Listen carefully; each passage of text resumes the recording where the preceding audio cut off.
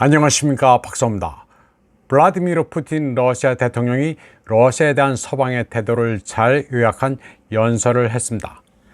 그는 국제 러시아 인민위원회 총회 세션에서 서구 지배 엘리트들의 공식 이데올로기는 러시아인뿐 아니라 러시아 내 모든 민족에 반대하는 것이라고 말했습니다. 푸틴 대통령은 그러면서 러소포비아, 인종주의, 그리고 다른 유형의 네오나치즘이 서구 엘리트의 공식 이데올로기가 됐다고 설명했습니다. 그는 서구가 러시아처럼 큰 다민족 국가를 원하지 않는다면서 이는 러시아의 다양성과 단결이 서구 인종주의자, 식민주의자의 로직에 맞지 않기 때문이라고 말했습니다. 푸틴 대통령 서구가 러시아는 민족의 감옥이라는 틀에 박힌 오래된 곡조를 연주하고 있으며 러시아 민족을 slaves, 노예들이라고 부르는 것으로 안다고 말했습니다. 그런가 하면 러시아인들이 노예이기 때문에 러시아를 탈식민화해야 한다는 소리도 한다고 말했습니다. 제가 첨언하자면 앵글로색슨은 늘 이런 식으로 러시아를 낮춰왔습니다. 한국의 많은 식자층도 이런 앵글로색슨의 틀린 관점으로 러시아를 봐왔습니다. 그러니 러시아를 수준 낮은 나라로 보고 아직도 소련과 러시아를 구별하지 못하고 무슨 멸공을 외치는 사람들이 있는 것입니다. 8, 90년대 세계관에서 벗어나지 못하고 해괴한 소리를 하는 사람들이 아직도 많습니다. 서구는 강한 러시아, 수많은 민족의 통합을 이룬 러시아가 못마땅합니다. 다 알면서도 러시아를 농노체제의 낙후한 나라라는 환상을 씌우고 해방시킨다는 명목으로 찢어먹으려 하고 있습니다. 어리버리했던 옐친 시대가 계속돼 러시아가 분할됐어야 했는데 푸틴이 망한 나라를 강성하게 만드니 그야말로 눈엣 가십니다. 본론으로 들어가서 푸틴 대통령은 러시아에 대한 서방의 험담을 다 알고 있다면서 러시아의 적들이 원하는 것은 러시아를 해체하고 약탈하는 것이라고 말했습니다. 그러면서 이를 위해 무력에 의존하거나 국경 주변에 불화를 심는 방법을 시도한다고 설명했습니다. 푸틴 대통령은 러시아 내에서 민족, 종교적 분쟁을 야기하려는 외부 간섭과 도발을 모두 공격적 행동으로 간주할 것이라고 경고했습니다. 러시아를 약화시키기 위해 테러리즘과 극단주의를 이용한다면 거기에 대응할 것이라고 말했습니다. 그는 또 주권과 정의를 위한 현재 러시아의 투정은 민족 해방이라고 해도 과장이 아니라면서 이는 러시아 시민의 안보와 복지를 위한 것이라고 말했습니다. 푸틴 대통령은 오늘날의 투쟁은 러시아의 자유뿐 아니라 전 세계의 자유를 위한 것이라고 천명했습니다.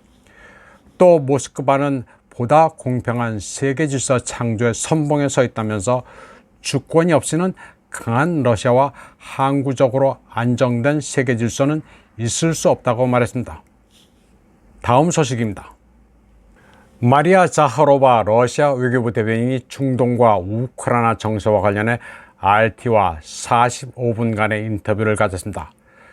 자하로바는 우선 중동 사태와 관련해 휴전과 인도주의적 문제 해결책이 필요하다는 점에서 세계 대다수 국가, 글로벌 다수에 합류했다고 말했습니다. 상황이 확대됐을 때 미국과 영국이 사태 해결을 위해 노력하기는커녕 악화시켰다고 말했습니다.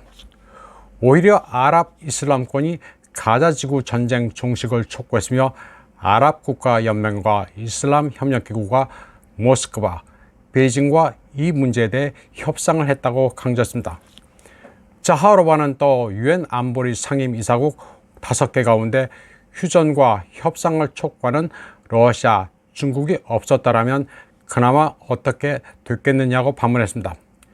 그러면서 현실 파악을 못하는 키예프 정권부터 시작해 유엔 안보리에서 러시아를 배제하자는 목소리들이 나오는데 이는 상상조차 하기 싫은 끔찍한 일이라고 말했습니다. 자하로바는 또 민간인에 대한 키예프의 공격도 궁극적인 책임은 워싱턴에 있다고 말했습니다. 젤렌스키 정권을 만든 게 미국이기 때문에 워싱턴은 그들이 저지르는 테러에 눈 감고 있다고 비판했습니다. 그녀는 바이든이 팔레스타인에서 하마스가 테러를 자행했다고 비난하지만 키예프에 대해서는 침묵한다면서 이게 미국의 대표적 이중잣대라고 말했습니다. 그러면서 워싱턴의 주장과는 달리 우크라이나는 외국으로부터 지원받은 돈과 무기를 민주주의 수호가 아니라 테러 행위로 비전투원을 공격하는 데 쓰고 있다고 말했습니다. 그녀는 푸틴과 하마스가 모두 이웃의 민주주의 국가를 지도에서 없애기 위해 싸운다는 바이든의 말을 언급하면서 그가 진실과 거짓을 혼합해 모스크바를 중상모략하고 있다고 말했습니다.